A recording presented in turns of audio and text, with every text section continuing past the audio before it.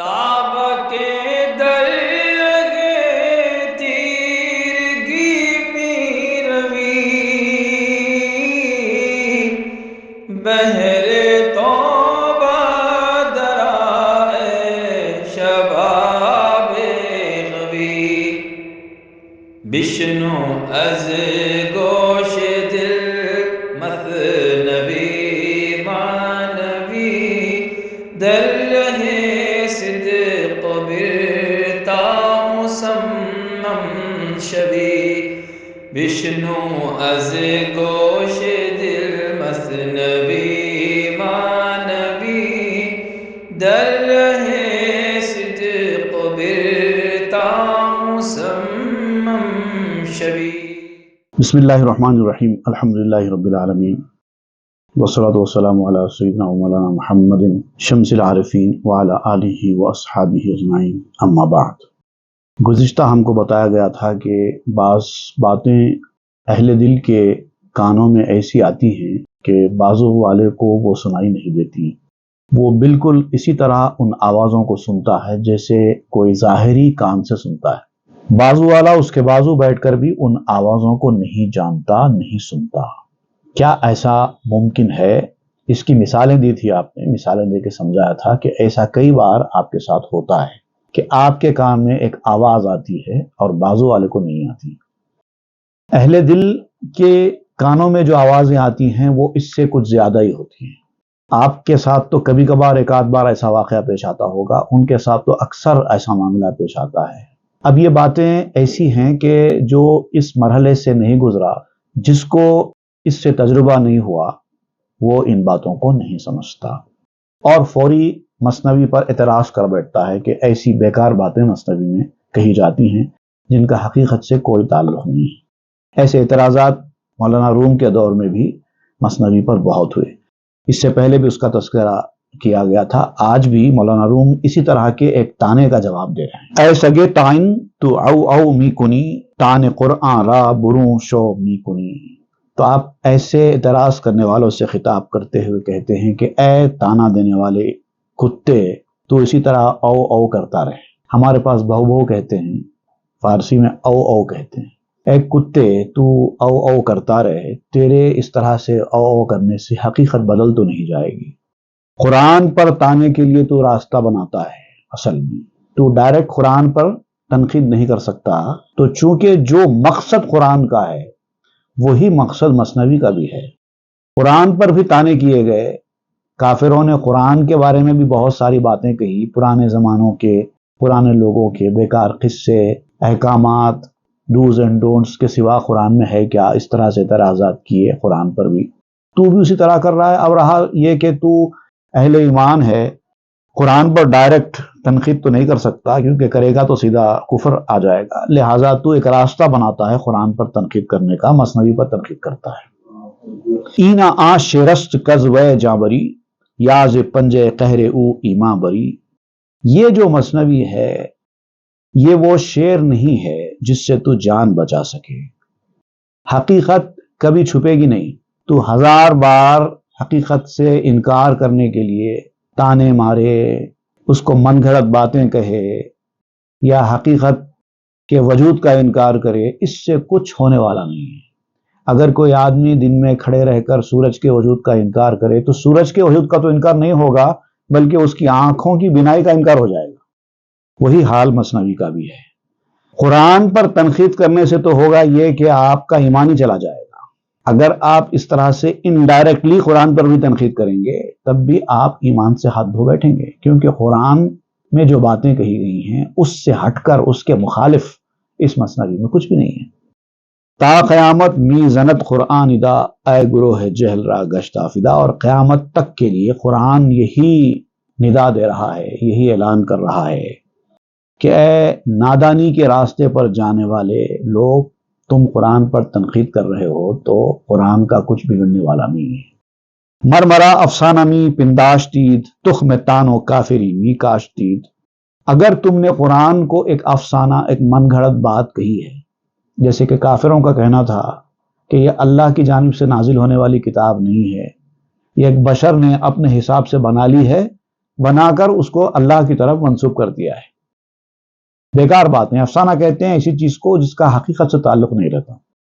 من گھڑت بات. افسانوں میں ہوتا یہی ہے, ایک اسٹوری ان کے ذہن میں آتی ہے, اس کے حساب سے وہ افسانہ لکھ دیتے ہیں. حقیقت ہونا کوئی ضروری نہیں, اس لیے تو اس کو افسانہ کہتے ہیں. قرآن کو بھی اگر آپ اس طرح سے افسانہ کہہ کر تانے تشنے ماریں گے یا سرکیزم کا راستہ اختیار کریں گے تو ہوگا تو کچھ بھی نہیں, اپنا آپ نقصان کر لیں گے. خود بدیدی آنکھ تانا می زدید کے شما فانی و افسانہ بدید. اگر تم تانے کرتے رہے پوری زندگی تب بھی ایک وقت کے بعد پتہ چل جائے گا تم کو, تم اپنی آنکھوں سے دیکھ لیں گے کہ حقیقت کیا تھی. جب تم فنا ہو جاؤ گے, جب تم خود افسانہ بن جاؤ گے, اس وقت تم کو پتہ چلے گا کہ ہم کس حقیقت کا انکار کر رہے تھے. اسی طریقے سے مثنوی میں بھی جو باتیں مثنوی میں بیان کی جا رہی ہیں اس کا تعلق اس دنیا کی زندگی سے ہے, اور تم اس دنیا میں ہو, ظاہری دنیا میں جی رہے ہو, اس کا تم کو پتہ بھی نہیں ہے, لہٰذا تم انکار کرتے چلے جا رہے ہو. اب اس یقین کے ساتھ, اس اعتماد کے ساتھ مولانا روم کا یہ باتیں بیان کرنا یہ ظاہر کرتا ہے کہ اس دنیا کی جو باتیں مولانا روم نے اس کتاب میں بیان کی ہیں وہ خود مولانا روم کی دیکھی ہوئی ہیں. اس یقین کے ساتھ کوئی آدمی اس دنیا کی باتیں بیان نہیں کر سکتا. من کلام حق مو قائم بذات قوت جان جاؤ یاقوت زکات. قرآن کہتا ہے کہ میں اللہ کا کلام ہوں اور اللہ کی ذات کے ساتھ قائم ہوں. اللہ کی ذات اور قرآن چونکہ اللہ کی صفات ہے تو ذات کے ساتھ صفات قائم رہتی ہیں. جب تک ذات تب تک صفات. اللہ تعالیٰ کب سے ہے؟ جب سے قرآن ہے. اور اللہ تعالیٰ کب تک رہے گا؟ تب تک قرآن رہے گا. اسی کو کہتے ہیں قدیم ذات. تو اللہ تعالیٰ کب سے ہے؟ ہمیشہ سے ہے. قرآن کب سے ہے؟ ہمیشہ سے ہے. اللہ تعالیٰ کب تک رہے گا؟ ہمیشہ رہے گا, کیونکہ فنا ہی نہیں ہے اللہ کو. تو قرآن بھی کب تک رہے گا؟ ہمیشہ رہے گا. اس میں جو نام آئے ہیں, جو واقعات آئے ہیں, وہ تو سب بعد میں ہوئے ہیں. قرآن میں تو پہلے سے انبیاء کرام کے نام آئے ہیں, ان کے حالات آئے ہیں, ان کی سوانح آئی ہے, ان کے تذکرے آئے ہیں, کافروں کے کفر کے واقعات بیان ہوئے ہیں قرآن میں. تو اس کا مطلب یہ نہیں ہے کہ قرآن بعد میں لکھا گیا ہے. یہ اللہ تعالیٰ کا علم ہے, اللہ نے اپنے علم سے لکھ دیا ہے. تو اللہ کے ساتھ قائم ہے اس کی صفات, اور یہ روح کی غذا ہے. قرآن روح کی غذا ہی نہیں بلکہ روح کی بھی جو روح ہے اس کی غذا ہے, اور ایک پاک مرجان ہے, ایک پاک یاقوت ہے, ہیرا ہے جو پاکیزہ ہے. نور خورشیدم فتادہ برشما لیک از خورشید ناگشتہ جدا. قرآن کہتا ہے کہ میں سورج کا نور ہوں جو تمہارے اوپر پڑ رہا ہے. اللہ تعالیٰ اگر سورج ہے تو نور سورج سے نکلا ہے. تو نور اگرچہ الگ چیز ہے, سورج اگرچہ الگ چیز ہے, لیکن نور سورج کے ساتھ قائم ہوتا ہے. جب تک سورج ہے تب تک اس کی روشنی ہے. اللہ کی ذات سورج اور اس سے نکلنے والی روشنی یہ صفات. جب سورج بنا تب سے روشنی ہے, اور جب تک سورج ہے تب تک روشنی رہے گی. تو روشنی الگ چیز ہے, سورج الگ چیز ہے, لیکن روشنی سورج سے الگ نہیں ہے. یہ بڑی خاص بات یاد رکھنے کی ہے. نک منم یمبو آب حیات تارہانم آشخارا زی ممات. میں اسی آب حیات کا, ہمیشہ بخشی جانے والی زندگی. آب حیات ایک ایسے پانی کو کہتے ہیں کہ جس کے پینے کے بعد انسان یا کوئی بھی مخلوق ہمیشہ کی زندگی حاصل کر لے, اس کو کہتے ہیں آب حیات. اور ظاہر بات ہے یہ آب حیات تو موت ہی ہے, لیکن یہ اللہ تعالیٰ کا جب فضل ہوتا ہے, اس کی جو مہربانی ہوتی ہے, اس کی جو رضا حاصل ہوتی ہے, وہ ہے اصلی آب حیات. تو قرآن نازل کیا گیا ہے بندوں کو آب حیات پلانے کے لیے, تاکہ وہ ابد الآباد زندگی والے بن جائیں. تو قرآن کہتا ہے کہ میں اسی آب حیات کو لوگوں کو پلانے والا چشمہ ہوں, فاؤنٹین ہوں. یمبو کہتے ہیں پانی کا چشمہ. سعودی عربیہ میں ایک شہر بھی ہے اسی نام سے, یمبو شہر, اسی سے بنا ہے وہ. تارہانم عاشقارا زیممات, تاکہ عاشقوں کو موت سے نجات دے دوں, ابدی زندگی ان کو دے دوں. اب جب ابدی زندگی مل جاتی ہے, اسی کو کہتے ہیں ابدی زندگی جس کے بعد موت نہ ہو. اگر زندگی کے بعد موت ہے تو ابدی زندگی کہاں ہے؟ تو ابدی زندگی بندوں کو دینے کے لیے قرآن نازل کیا گیا ہے۔ گھر چنا گند آزتاں ننگیختے جرائے برگورتاں حق ریختے، یہ تو تمہاری جو ہرس ہے نا، جو تمہارے اندر ہوتی ہے، اگر وہ گندگی نہ اچھالتی، یہ جو گندگی ہے جو تمہارے اندر ہے، تانوں کی شکل میں باہر نکل رہی ہے، اعتراضات کی شکل میں باہر نکل رہی ہے، دراصل تمہارے اندر کی گندگی ہے۔ اگر یہ گندگی تم اس طرح سے باہر نہ نکالتے تو پھر اللہ تعالیٰ تمہاری قبر کے اوپر رحمت کی ندیاں بہا دیتا، تم بھی ابد الآباد زندگی والے بن جاتے۔ جو منزل ہوتی ہے ابد الآباد زندگی حاصل کرنے کے لیے، جس منزل کی ضرورت ہے، اگر وہ منزل حاصل ہو جائے تو اللہ کی رحمت برسنے لگتی ہے، تو انسان ہمیشہ کے لیے زندہ ہو جاتا ہے۔ اسی مفہوم کو اور تھوڑے سے الگ انداز سے میں نے بیان کیا ہے کہ پار کر لیتا ہے جو منزل ما کنت تقول۔ ایک منزل ہوتی ہے ما کنت تقول کی منزل، قبر میں جانے کے بعد جو سوال جواب کیے جاتے ہیں نا، اس میں ایک سوال ہے جو سب سے اہم سوال ہے۔ بعض احادیث میں تو صرف اسی ایک سوال کا ذکر ہے کہ یہی ایک سوال کیا جائے گا، ما کنت تقول لہذا الرجل، تم اس شخصیت کے بارے میں کیا کہا کرتے تھے؟ حضور صلی اللہ علیہ وسلم کی تصویر دکھا کر پوچھا جائے گا کہ تم اس شخصیت کے بارے میں کیا کہا کرتے تھے زندگی میں، بتاؤ۔ اگر وہ صحیح جواب دے دے، جیت گیا، ایک ہی سوال پر کامیاب ہو گیا، تو وہ ہے منزل ما کنت تقول۔ پار کر لیتا ہے جو منزل ما کنت تقول، اس کی تربت پہ برس پڑتے ہیں افلاک سے پھول۔ یہ جو آسمان سے پھول برستے ہیں، یہ وہی تو رحمت کے پھول ہیں۔ نہ بگیرم گفت پندے آ حکیم، دل نہ گردانم باہر تان سقیم۔ میں تم لوگوں کی باتوں کو بالکل اہمیت نہیں دیتا، جو تم تانے مار رہے ہو، اعتراضات کر رہے ہو، میں ان باتوں کو کوئی اہمیت نہیں دیتا، میرے پاس اس کی کوئی ویلیو نہیں ہے۔ دل پر لینا تو بہت دور کی بات ہے، میں اس کو سن کر اس کی طرف توجہ بھی نہیں کرتا، کیونکہ مجھے اس دانا حکیم کا قول یاد ہے، ان کی نصیحت یاد ہے، اور میں اسی نصیحت پر عمل کرتا ہوں۔ وہی دانا حکیم جس کا کئی بار مولانا روم نے ذکر کیا ہے، حکیم سنائی۔ دل نہ گردانم باہر تان سقیم، اور ہر اس طرح سے بیمار تانوں کی وجہ سے میں اپنا دل پھیرتا نہیں ہوں۔ یہ بیمار تانے ہیں، تم یہ جو باتیں کر رہے ہیں نا، اس طرح سے تنقیدیں کر رہے ہو، یہ بیمار آدمی کی بیمار بڑبڑ ہے۔ ایسی باتوں کو سن کر میرے عزم میں کمزوری نہیں آئے گی۔ یہی کہا تھا حکیم سنائی نے کہ تم اپنا کام کرتے رہو، تنقیدیں کرنے والے تو کرتے ہی رہیں گے، ان کا کام یہی ہے، ان کو یہی کرنے دو، آپ اپنا کام کرتے رہو۔ کیونکہ آدم علیہ السلام سے لے کے آج تک پوری دنیا کی آپ تاریخ پڑھیے، ہر وقت ایسا ہی ہوتا رہا ہے۔ No great work is accomplished in this world by low cunning. So, without paying any heed to these vile slanders, work steadily at your mission. یہی کہا تھا حکیم سنائی نے، اور وہی یاد کرتے ہوئے مولانا روم اپنے عزم کو مضبوط کر رہے ہیں۔ آ کے فرمو دست او اندر خطاب، کرو مادر ہمی خوردند آپ۔ حکیم سنائی نے اپنے ایک خطاب میں یا اپنے ایک بیان میں یا اپنی ایک کتاب میں ایک حکایت بیان کی ہے، اسی بات کو سمجھانے کے لیے کہ ایسے او او کرنے والوں کی طرف توجہ مت کرو، اس میں تمہارا نقصان ہو جائے گا۔ آپ نے جو حکایت بیان کی تھی وہ کیا ہے؟ کرو مادر ہمی خوردند آپ۔ اب اس حکایت کی روح سے بتایا جاتا ہے کہ ایک گھوڑا اور اس کا ایک بچھیرا، جو چھوٹا بچہ تھا گھوڑے کا، وہ دونوں ایک مقام پر پانی پی رہے تھے۔ شدت کی پیاس تھی، پانی ملا تھا، تو وہ پانی پینے کے لیے دونوں ماں اور بیٹا، گھوڑا اور اس کا بچہ، پانی پینے کے لیے وہ پانی میں منہ ڈالے۔ می شخولی دند ہر دم آنفر، بہر اسپاں کے ہلا زی آپ خر۔ ایک جماعت تھی قریب میں لوگوں کی جو مسلسل سیٹیاں بجا رہی تھی، اور یہ آوازیں اور سیٹیاں نکالنے کا ان کا مقصد یہ تھا کہ گھوڑے پانی نہ پئیں، اس میں منہ ڈال کر پانی نہ پئیں۔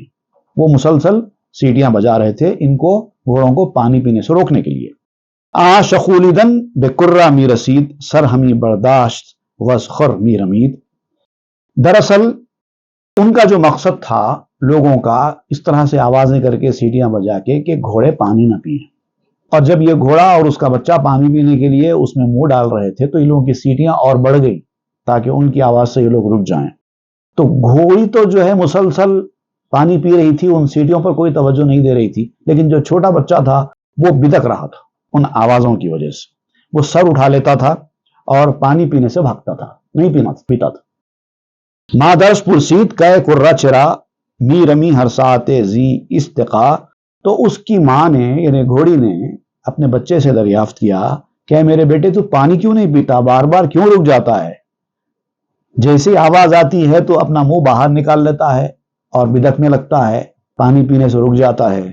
گفت کرہ می شخولن دی گروہ زاتفاق بانگ شاں دارم شکو، تو بچے نے ماں سے کہا کہ یہ لوگ سیٹی بجاتے ہیں، آوازیں نکالتے ہیں، مجھے ان کی آوازوں سے ڈر لگتا ہے، اسی لیے میں اپنا منہ باہر نکال لیتا ہوں۔ پس دلم می لرزد از جا می رود زاتفاق نارا خوفم می رسد، تو ان کی آوازوں سے میرا دل لرز جاتا ہے اور میں بے قابو ہو جاتا ہوں، اور چونکہ ڈر خوف طاری ہو جاتا ہے آوازوں سے، اس لیے میں پانی پینے سے رک جاتا ہوں۔ گفت مادر تا جہاں بودست این کار افزایاں بدن دندر زمین، تو اس گھوڑی نے کہا کہ بیٹا جب سے یہ دنیا بسی ہے، جب سے یہ دنیا بسی ہے، اس طرح کے فضول کام کرنے والے، فضول آوازیں نکالنے والے ہمیشہ رہے۔ اگر تو ان کی آوازوں کی وجہ سے پانی پینا چھوڑ دے تو نقصان تو تیرا ہی ہوگا نا۔ وہ بجاتے ہیں، بجا لینے دو سیٹیاں، تم کو کیا فرق پڑتا ہے، تم اپنا کام کرتے رہو۔ ہی تو کار خیش کن اے ارجمند زود کیشاں رش خود برمی کنند، تم اپنا کام کرو، وہ لوگ بولتے ہیں بولنے دو، پکارتے ہیں پکارنے دو، تم اپنا کام کرو۔ یہ پکارنے والے کچھ کرنے والے نہیں ہوتے، یہ لوگ صرف پکارنے والے ہی ہوتے ہیں۔ ہمارا کام یہ ہے کہ زبان بند کرو اور اپنا کام کرو، جو کرتے کچھ نہیں باتیں ہزار کرتے ہیں۔ یہ جو باتیں کرنے والے، تنقیدیں کرنے والے، تانے مارنے والے ہوتے ہیں، یہ اصل میں کچھ کرنے والے نہیں ہوتے، اسی لیے تانے مارتے ہیں۔ کچھ تو کرنا ہے، یا تو کام کرو یا تو تانے مارو، یا تو کام کرو یا تو تنقیدیں کرو۔ جو کام کرنے والا ہے وہ تنقیدیں نہیں کرتا، جو تنقیدیں کرنے والا ہے وہ کام نہیں کرتا۔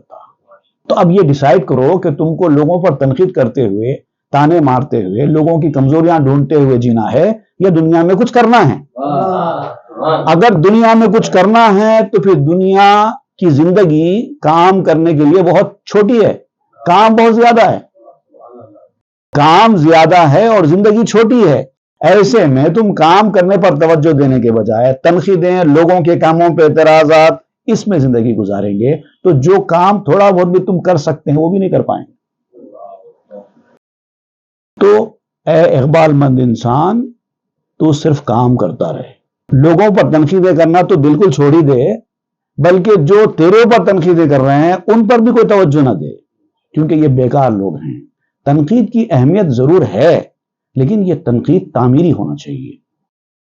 کنسٹرکٹیو کرٹیسزم اگر ہے تو وہ قابل قبول ہے، اور وہ کس سے ہوتا ہے؟ قابل آدمی جو دل کا صاف ہے، نیت کا صاف ہے، تمہاری بھلے کی سوچ رہا ہے، تمہاری بہتری کی سوچ رہا ہے، تمہاری اصلاح کرنا چاہتا ہے، تو ہی اس کی تنقید قابل قبول ہے۔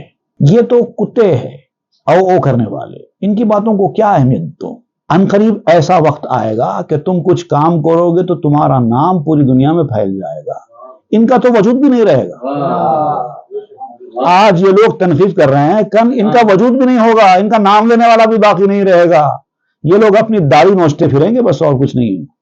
وقت تنگو میرود آب فراخ پیش ازاں کز ہجر گردی شاخ شاخ، وقت تنگ ہے، زندگی مختصر ہے، کام زیادہ ہے، پانی تیزی سے بہ رہا ہے، عمر کی زندگی کا پانی تیزی سے بہتا ہی چلا جا رہا ہے۔ اپنے انفاس کا پاس کرتے رہو، ذمہ داری کا احساس کرتے رہو، سوچتے سوچتے وقت سر جائے گا، دیکھتے دیکھتے موت آ جائے گی۔ وقت تو ایسے ہی گزرتا رہتا ہے، وقت کو کسی نے آج تک روکا نہیں ہے اور نہ کوئی روک سکتا ہے۔ جیسے وقت گزر رہا ہے ویسی عمر بھی بڑھتی چلی جا رہی ہے۔ پانی تیزی سے بہ رہا ہے، وقت کم ہے، اس سے پہلے کہ اس دنیا سے تمہارا فراق، تمہاری جدائی، تمہارا جوڑ الگ کر دے، کچھ کر لو۔ کچھ کیے جاؤ لے کے نام خدا، کچھ نہ کرنا بڑی خرابی ہے۔ شہرہ کاری زیست پر آب حیات، آب کشتا بردہد استو نبات، آب حیات سے جو بھری ہوئی نہر ہے وہ مشہور ہے، سب جانتے ہیں، تلاش کرو اس نہر کو۔ نہر دراصل یہ جو کاریز ہے، کاریز ایک ایسی نہر کو کہتے ہیں، جیسے کھیتوں میں آپ دیکھتے ہیں کہ ایک مقام سے پانی آتا ہے تو زمین کے اندر کچھ ڈائریکشنز بنا دیتے ہیں، جہاں پر اس کو پانی لے کے جانے کا ہے وہاں پر ایک طرف سے روک دیتے ہیں، پانی ادھر سے بہتا ہے، پھر ادھر پانی کو لے کے جانے کا ہے تو ادھر سے روک دیتے ہیں، ادھر سے بہتا ہے، یہ کاریز کہلاتے ہیں۔ یہ کاریز دنیا میں موجود ہیں پانی لینے کے لیے۔ اب آپ کا کام یہ ہے کہ کدھر پانی لے کے جانا ہے وہاں پر وہ حساب سے اس کے ڈائریکشن کو روک کر لے جایا جائے۔ تو جو کاریز ہیں، یہاں پر کاریز سے مراد اہل دل شیوخ ہیں۔ اگر آپ کو ان کے فیض سے استفادہ کرنا ہے تو اس کی نہر کو اپنی جانب کرو، ورنہ وہ دوسری طرف بہ جائے گی۔ وہ جو اپنے فیضان کی ندی بہا رہے ہیں، اگر اس سے استفادہ کرنا ہے، سیراب ہونا ہے، تو اس پانی کو اپنی جانب کرو، وہ آ جائے گا۔ اگر آپ نے اپنی زمین کو اونچا کر کے رکھا تو پانی چڑھ کے اوپر تو آنے والا نہیں ہے۔ اپنی زمین کو نیچے رکھو تو پانی آئے گا، اپنی زمین اوپر رکھیں گے پانی کبھی نہیں چڑھے گا۔ اپنے آپ کو نیچے رکھو، اور خاص طور سے اس سے نیچے رکھو جہاں سے پانی آپ کو لینا ہے، اس سے نیچے رہنا چاہیے۔ تو یہ پانی سے استفادہ کرو تاکہ تمہاری زمین میں بھی پھل پھول کھلیں۔ اگر تمہاری زمین میں تم کو پھل پھول کھلانا ہے تو شیخ کی سطح سے جو پانی آ رہا ہے اس سطح سے اپنی سطح زمین کو نیچے رکھو تاکہ وہ پانی آئے اور تمہاری زمین میں پھل پھول کھل سکے۔ اگر تم نے اپنی زمین کو اس لیول سے اونچا رکھا تو کبھی وہ پانی نہیں آئے گا۔ آب خضر از جوء نطق اولیاء، می خرم اے تشنہ غافل بیا۔ اولیاء اللہ کی جو گفتگو ہے، ان کی جو باتیں ہیں، یہ وہی نہر ہے، اس کو کہتے ہیں خضر والا پانی۔ موسیٰ علیہ السلام جیسی برگزیدہ شخصیت اور جلیل القدر نبی نے بھی خضر علیہ السلام کی صحبت میں وقت گزارا تھا تاکہ وہ پانی حاصل کریں۔ تو آپ اور ہم کس شمار میں ہیں؟ تو پیو اس پانی سے، غافل پیو، وقت گزر جائے گا ورنہ بعد میں نہیں ملے گا۔ گرنہ بینی آپ کورانا بفن، سوئے جو آور صبو در جوئے زن۔ اگر تمہیں وہ پانی ہی دکھائی نہیں دیتا، اب دیکھیے یہاں پر بڑی عارفانہ بات آپ کر رہے ہیں۔ بہت سارے لوگ ایسے ہوتے ہیں جن کو اس نہر میں آنے والا پانی دکھائی نہیں دیتا، پانی دکھائی دے گا تو پیئیں گے، بیچاروں کو دکھائی نہیں دے رہا ہے پانی، وہ کیا کریں؟ پانی دکھائی ہی نہیں دے رہا ہے تو پانی کیسا لیں گے؟ پیاس تو ہے لیکن پانی دکھائی نہیں دے رہا ہے تو پانی کیسا لیں گے؟ آپ اس کا طریقہ بتاتے ہیں۔ اگر تو اپنے اندھے پن کی وجہ سے اس پانی کو نہیں دیکھتا تو اس کی ایک ترکیب ہے، وہ تدبیر اختیار کر۔ کیا کرنا؟ سوئے جو آور صبو در جوئے زن، ایک ٹھیلیا لے لے۔ اگر تجھے پتا چل گیا کہ یہاں پر پانی ہے اور دکھائی نہیں دے رہا ہے تو ایک ٹھیلیا لے لے، وہاں پر اپنی ٹھیلیا ڈبا دے، پانی ٹھیلیا میں خود بخود آ جائے گا۔ کیوں شنودی کندری جو آب ہست، کور را تقلید باید کار بست۔ جب تو نے سن رکھا ہے کہ یہاں پر پانی ہے، اس نہر میں پانی ہے، بھلے ہی تجھے دکھائی نہ دے رہا ہو تیرے اندھے پن کی وجہ سے، تو تقلید کو استعمال کرو، فالو کرنے کی عادت ڈالو۔ اگر تم کو خود سمجھ میں نہیں آ رہا ہے کہ کیا کرنا ہے تو فالو کرنے کی عادت ڈالو، بات سننے کی عادت ڈالو۔ لوگوں نے بتا دیا کہ یہاں پر پانی ہے اور آپ کو دکھائی نہیں دے رہا ہے، آپ اپنی ٹھیلیا لے جاؤ، وہاں پر اپنی ٹھیلیا ڈبا دو، پانی خود بخود اس میں آ جائے گا۔ جو فروبر مشک آب اندیش را، تا گراں بینی تو مشک خیش را۔ پانی میں شک کرنے والی مشک کو نہر میں ڈبو دے۔ اگر تجھے شک ہے کہ پانی ہے کہ نہیں ہے دکھائی نہ دینے کی وجہ سے، تو اپنی مشک کو پانی میں ڈال دے۔ اگر پانی ہوگا تو دکھائی نہ دینے کے باوجود تیری مشک تو بھر جائے گی، وزن تو ہو جائے گی۔ دکھائی نہ دینا اہم نہیں ہے، پانی سے مشک وزن ہو گئی تو اس کا مطلب پانی آ گیا۔ اگر کسی کی حکیمانہ باتیں تجھے سمجھ میں نہیں آ رہی ہیں تو ان کے پاس جا اور بیٹھ جا، بات سنتا رہے، بھلے کچھ بھی سمجھ میں نہیں آ رہا ہوگا، بھلے تو اس کے اوپر عمل نہیں کر پا رہا ہوگا، جا کے بیٹھ جا، ٹھیلیا ڈال دینے کی طرح ہو جائے گا۔ اس کے بعد بھلے ہی اس کے اثرات تیرے اندر کچھ بھی ظاہر نہ ہو، تجھے دکھائی بھی نہ دے کہ میرے اندر کوئی تبدیلی آئی ہے، لیکن لوگ کہیں گے کہ تو وزن ہو گیا ہے،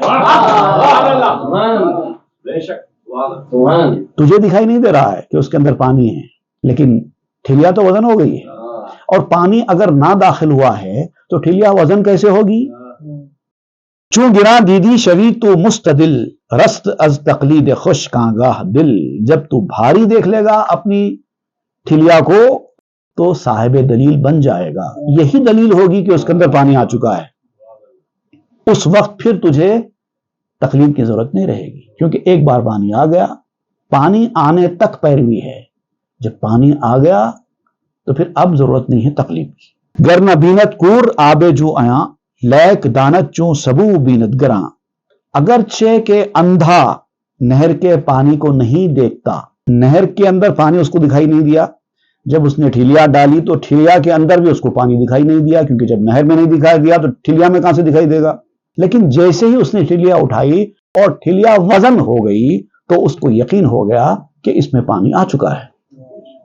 کہ جو اندر سبو آبے برفت، کی سبک بود و گراں شد زاب زفت، کیونکہ نہر سے ٹھیلیا میں پانی پہنچ چکا ہے، پہلے وہ ہلکی تھی اب وہ وزن ہو چکی ہے۔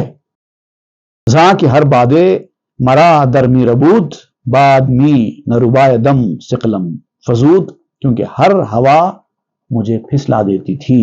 اب ٹھیلیا کہے گی کہ جب میں صرف ٹھیلیا تھی تو ہوا آتی تھی تو میں گر جاتی تھی، لوگوں کی باتیں، آرزویں، خواہشات، یہ سب ہوا ہے، حرص و ہوا۔ خالی ٹھیلیا جب تیز ہوا چلتی ہے گر جاتی ہے، لڑک پھڑک جاتی ہے، لیکن اب جب اس کے اندر پانی بھر چکا ہے تو کتنی بھی ہوا چلے وہ اپنی جگہ سے جنبش بھی نہیں کرے گی۔ لوگوں کی باتوں سے آپ کی زندگی پہ اثر پڑ رہا ہے، خواہشوں کی وجہ سے آپ کی زندگی پر اثر پڑ رہا ہے، لوگوں کے تانے آپ کو، آپ کے حوصلے کو گرا رہے ہیں، یہ جو ساری باتیں ہیں یہ صرف اسی لیے ہوتی ہے کہ آپ کی ٹھیلیا میں پانی نہیں ہے، خالی ہے، اسی لیے اس کو ہوا گرا رہی ہے، وزنی چیز کو ہوا نہیں گرا پاتی۔ مر صفی ہارا ربایت ہر ہوا، زاں کے نبوت شاں گرانی و خوا، جو بے وقوف قسم کے لوگ ہوتے ہیں ان لوگوں کو ہمیشہ ہوا ہلاتے رہتی ہے، اچھا خاصا ایک جگہ رہتے ہیں اور تھوڑی سی ہوا سے وہ ہل جاتے ہیں۔ ایک پلاسٹک کی ایک گلاس لے لیجیے آپ، ہلکی پھلکی جو رہتی نا، آج کل تو بہت چل رہی ہے، رکھیے، خالی ایک پھونک ماری اس کو، لڑک پھڑک کے جا کے گر جاتی ہے، اور اسی کے اندر آپ پھر پانی بھر دیجیے، اس کے بعد دیکھیے کیا ہوتا ہے، کتنی بھی تیز ہوا چلو وہ ہلتی بھی نہیں ہے۔ یہی فرق ہے ایک ایسے انسان میں جو لوگوں کی باتوں سے اپنا مشن چھوڑ دیتا ہے، ہل جاتا ہے، اور ایک مضبوط قوت ارادی والا آدمی ہوتا ہے جو چاہے کوئی کچھ بولے مجھے کوئی فرق ہی نہیں پڑتا، میں اپنا کام کرتا رہتا۔ پتا چلتا ہے کہ وہ آدمی وزندار ہے کیونکہ اس کے اندر بھاری پن ہے۔ زاں کی نبوت شاں گرانی و خوا، کیونکہ یہ جو بے وقوف لوگ ہوتے ہیں اس کے اندر نہ بھاری پن ہوتا ہے نہ ان کے اندر کوئی قوتیں ہوتی ہیں، اس لیے لوگوں کی باتوں کا اثر بہت جلدی قبول کر لیتے ہیں۔ جو مضبوط آدمی ہوتا ہے وہ لوگوں کی نہ تنقیدوں کو خاطر میں لاتا ہے نہ لوگوں کی تعریفوں پر خوش ہوتا ہے، اس کے لیے تعریف تنقید دونوں برابر ہے کیونکہ وہ وزنی ہے۔ کشتی بے لنگر آمد مرد شر، کے زباد کش نیابت او حذر، جو اینکر لیس شپ ہوتی ہے، بے لنگر کی کشتی ہوتی ہے، اسی طرح کا ہوتا ہے یہ مرد شر، جس کے اندر شر بھرا ہوا ہے، ایسا آدمی جس کے اندر شر بھرا ہوا ہے وہ بے لنگر کشتی کی طرح ہوتا ہے، اینکر لیس شپ کی طرح ہوتا ہے، کبھی وہ مخالف سے آنے والی ہوا، باد مخالف، باد کج کہتے ہیں فارسی میں، اس سے اس کا بچاؤ نہیں ہوتا۔ جیسے کہ گلاس کا بھی میں نے اگزامپل دیا ہے، ہوا آتی ہے ہوا سے گر جاتا ہے۔ لنگر اخلصت آخل را اما، لنگر دریوز کن از آخلاں، اور جو عقل مند انسان ہوتا ہے اس کے لیے عقل کا لنگر ہی اس کا کافی ہے، اس کے لیے باعث امن ہے۔ اس کے اندر جو عقل ہوتی نا وہ عقل ہی اس کے لیے مضبوط عزم و حوصلہ دینے والی چیز ہوتی ہے۔ اگر تیرے پاس یہ نہیں ہے تو تھوڑی عقل مندوں سے مانگ لے، لنگرے دریوزہ کن از عاقلاں، عاقلوں سے مانگ لے، او مدد ہائے خیرت چوں در ربود، از خزینہ در آں دریائے جود۔ اور جب وہ پھر عقل کی مدد حاصل کرتا ہے، عقل سے ہیلپ لیتا ہے، تو پھر اس کے سخاوت کے موتیوں کے خزانے سے اس کو مدد ملتی ہے۔ جو آدمی اس میدان میں آ کر کچھ کرتا ہے تو اس کی سخاوت کا دروازہ کھل جاتا ہے اور پھر اس کو وہ مدد حاصل ہوتی ہے۔ زی چنی امداد دل پر فن شود، بجہ دس دل چشم ہم روشن شود۔ اس طرح کی مدد سے اس کا دل بھی صاحب تدبیر بن جاتا ہے۔ جب تک یہ کریں گے نہیں تب تک آپ کا دل صاحب تدبیر نہیں بنے گا۔ اور ایک تو پہلے یہ نور جو ہے، فیض کا نور پہلے دل کے اندر آتا ہے، دل میں اپنی جگہ بناتا ہے، اس کے بعد پھر اس کے اثرات آنکھوں سے چھلکنے لگتے ہیں۔ دل روشن ہوتا ہے تو دل بعد میں آنکھوں کو بھی روشن کر دیتا ہے، آنکھیں بھی روشن ہو جاتی ہیں۔ زاں کے نور از دل بری دیدہ نشست، تا چو دل شد دیدے تو عاطل است۔ کیونکہ نور جو ہے دل سے آنکھوں میں آتا ہے۔ ہر انسان کے آنکھوں میں جو نور ہے وہ اصل میں دل سے آتا ہے، کیونکہ دل اگر پمپنگ ہی نہیں کرے گا تو بینائی کہاں سے آئے گی؟ آنکھوں کی بینائی کا راز تعلق دل سے ہے۔ دل بلڈ کی پمپنگ کر رہا ہے نا، اس لیے تو آنکھوں میں دیکھنے کی صلاحیت پیدا ہو رہی ہے۔ اگر دل کام کرنا بند کر دے تو آدمی اندھا ہی ہو جائے گا۔ اگر ٹھیک ڈھنگ سے دل پمپنگ نہ کرے خون کی اور وہ خون آنکھوں تک نہ پہنچے تو پھر انسان دیکھنے کے قابل بھی نہیں رہتا، بعد میں تو پھر اس کی موت ہو جاتی ہے۔ کیونکہ دل اگر ضائع ہو گیا تو پھر آنکھ بھی بیکار ہے۔ آنکھوں کی روشنی کا ڈائریکٹ تعلق دل سے ہے، بلکہ آپ تو یہاں پر آنکھوں کی بات کر رہے ہیں، حدیث میں تو یہاں تک کہا گیا ہے کہ سارے جسم کا انحصار دل کے اوپر ہے، دل کی پمپنگ پر ہے۔ اگر وہ صحیح ہے تو پورا جسم صحیح ہے۔ حدیث شریف کے الفاظ ہیں ان فی جسد آدم مضغۃ، بے شک انسان کے آدمی کے جسم کے اندر ایک گوشت کا لوتھڑا ہے، وَإِذَا صَلَحَتْ صَلَحَ الْجَسَدُ كُلُّهُ، جب وہ صحیح ہوتا ہے تو انسان کا پورا جسم صحیح ہوتا ہے۔ وَإِذَا فَسَدَتْ فَسَدَ الْجَسَدُ كُلُّهُ، جب وہ خراب ہو جاتا ہے تو انسان کا پورا جسم خراب ہو جاتا ہے۔ الا وہی القلب، یاد رکھو وہ دل ہے۔ حدیث کے الفاظ، دل چبر انوار عقلی برزند، زا نصیب ہم بدو دیدہ دہد۔ جب دل عقلی نوروں پر قابو پا لیتا ہے، جب دل کے اندر وہ نور آ جاتے ہیں جو عقل سے دل کے اندر آتے ہیں، عقل کی مدد سے دل کے اندر نور آتا ہے تو دل کیا کرتا ہے؟ اس نور کو اپنے پاس ہی نہیں رکھتا بلکہ دونوں آنکھوں کو بھی اس سے حصہ عطا کرتا ہے۔ نور میرے اندر بھر گیا ہے، اب تم بھی یہ نور لے لو۔ آنکھوں کے اندر بھی نور آتا ہے۔ پس بداں کعبے مبارک زاسماں وہی دلہا باشد و صدق بیاں، پھر یہ بات جان لو کہ آسمان سے جو بابرکت پانی الہام کی شکل میں، اس کو بابرکت پانی کہتے ہیں، ایک پانی برستا ہے آسمان سے جو دل کے اوپر آتا ہے الہام، پھر وہ دلوں کے اندر وہی ڈالتا ہے اور بیان کی سچائی کا باعث بنتا ہے، اچھی اچھی باتیں منہ سے نکلتی ہیں۔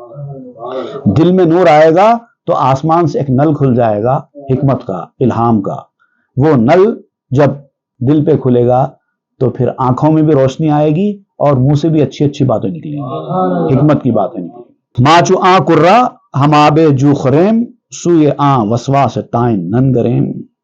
اب آپ یہاں پر پھر اس حکایت کی طرف آ کر کہتے ہیں کہ اس بچے کی طرح ہم نہیں بنیں گے، گھوڑی کے بچے کی طرح کہ ایک سیٹی بجی اور ہم نے پانی پینا چھوڑ دیا۔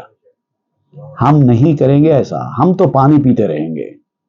اور یہ جو وسوسے ڈالنے والے، تانے مارنے والے لوگ ہیں، ان لوگوں کی باتوں کی طرف ہم بالکل نظر کرنے والے نہیں ہیں۔